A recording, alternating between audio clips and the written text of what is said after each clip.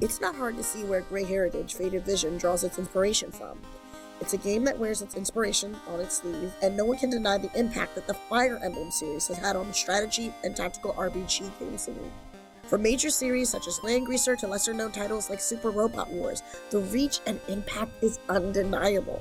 But while it might seem like a clone at first glance, there's actually a lot more going on here than meets the eye, and that's just what makes this game so exciting.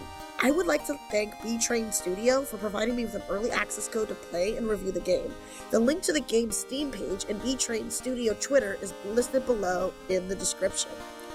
Welcome to this segment of Can We Talk, where I give my first impressions, comments, and general gist of the game and more. If you like the content and would like to see more, let me know down below. If you want to get notified about times when I drop videos, hit that small bell to get notified of when they do drop. Can we talk? Now, if you're a follower of my channel lately, you know that I have featured segments for my tactical and strategy RPG enthusiasts, or tactical babes as I like to know them. This will indeed scratch a well-needed challenge itch for you guys. Whether you're a turn-based tactical RPG veteran or just looking for a new challenge, Grey Heritage Faded Vision is here for you. It's also got a narrative focus with visual novelish type feel, so if you're looking for a story-driven experience with lots of indoor and outdoor combat, this game is for you. The land of Estrella is a beautiful place filled with knights and nobles, but for decades the people have suffered under war and unrest. The people have lost all hope in having a competent king lead them towards a brighter future. But then King Edward rose up to this challenge. A man with grand ambition for the future of Callista is guiding the people despite being a foreigner to Estrella. The people must choose between following their new king towards his ambition or face the mighty dragons of the Estor Empire. Prince Leon was born into this world as an exiled prince from Estrella due to his father's failure at becoming king after losing to his brother in battle. However, Leon has risen once more with an army of rebels and supporters to put an end to the Estor Empire's tyranny upon his land by putting an end to a long-lost friend.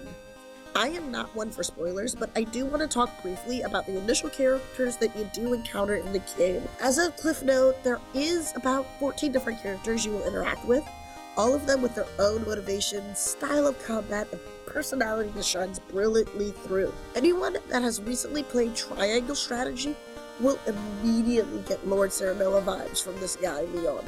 His cool-like demeanor, his defense for his overall stance in life, and his ordeals makes him one hell of a character. Viola is one of the more outlandish characters that I found myself loving. I also found myself using her more in combat as well. With an undying loyalty to Leon and blood, she is engaging and dark enough to keep the plot of the game moving forward. I absolutely love her bow tactics in this game. Joseph is the more calm of the team and the prince's voice of reason. I want to think of him as Leon's inner voice, but there was just so much more to Joseph. There are way more. He's an adept healer and magic user whose versatility on the field is absolutely exceptional.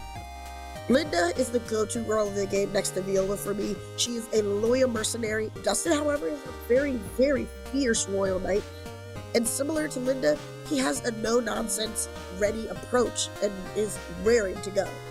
The story itself is interesting as well. It has all kinds of potential to be compelling because there are so many different ways it can go depending on which characters you meet along the way and what choices you make when interacting with them. The story itself is interesting as well. It has all kinds of potential to be compelling because there are so many different ways it could go depending on which characters you might meet along the way and what choices you make when interacting with them. I'll be honest, the graphics aren't that great. It's not bad enough to detract from my enjoyment of playing it. I'm actually having a lot of fun, but they definitely could be better. But truth be told, some people don't play these types of games for their graphics. They play them for the gameplay. I can definitely say from what I've seen, the gameplay is top notch. The logic of being able to hit opponents through the wall is kind of out of this world when you think about it, but it doesn't derail from the enjoyment. And when you're transitioning from the grid style to the individual battles, my computer would scale the screen kind of weirdly. I am again not sure if it's on my part or the developer's part, but it was kind of jarring. The love of the pixel-like animation and style is something that throughout 2022 that I have come to adore. The audio in this game reflects the tone about the importance of storytelling and immersiveness. The music for story scenes is engaging but not overly boring. It usually is very different for map battles, which can be more than just background music and is extremely dynamic. This choice goes well with the tone of the maps. It's like they're saying, this is serious business, but we'll have fun too. If you're into games that don't try too hard when it comes to their aesthetic but still manages to be charming anyway, then this one is definitely for you. If you played any Fire Emblem game, you should be perfectly fine with the battle system of this game. It's turn-based and has several phases in each combat scenario. Also, I love that grid style I am all too familiar with.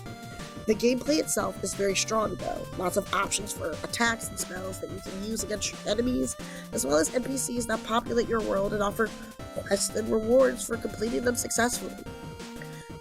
Grey Heritage Faded Vision takes the best of old school dungeon crawlers and adds some new twists. You can save at any checkpoint, so you never lose progress on your shoulders, and there's no permadeath, so you're not worried about losing your character forever. You'll have about 14 chapters to fight through, each with its own unique objectives and map designs, and if that's not enough, there's 11 playable units with unique skills, classes, abilities on the battlefield. I never found any of the map's challenge objectives overly difficult for me to overcome. The UI will introduce you with new mechanics if you aren't familiar with how to use a unit or anything, and there are difficulty settings that you can use to scale it down a bit and relax the story a bit more. Use your terrain to your advantage in this turn-based tactical RPG. You will be able to use everything from bushes to trees, to rocks, to mountains to hide behind, or use as cover while being able to see what's happening around you. It's just key and paramount to use it to your advantage. You are not alone. There are some AI-controlled allies that will help you turn the tide of war.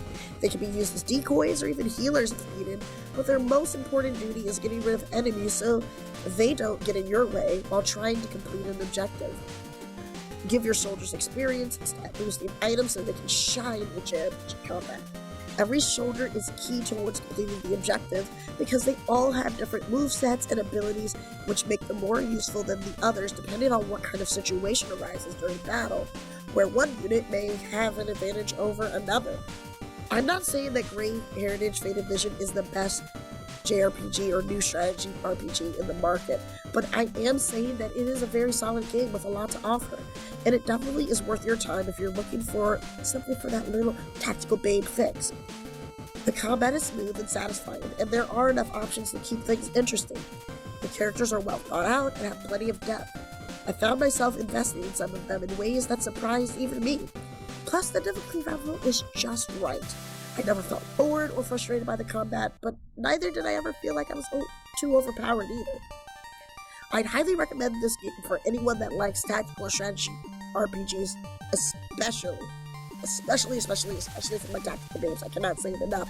If you're looking for one with a bit more old school flair than some of the newer ones that are out there today. Well, how are you guys feeling about this game? Is this a pickup? How was your experience? Let me know your thoughts down below in the comment section. As always, I recommend that you like, comment, subscribe, and share these videos. Press that bell again so that you know when these videos are coming out. You can support me on Buy Me a Coffee. I actually truly enjoy that. Your support here and there helps the channel grow. You can also find me on Twitter at Hikari Silver and let me know your thoughts there, and support me on Odyssey.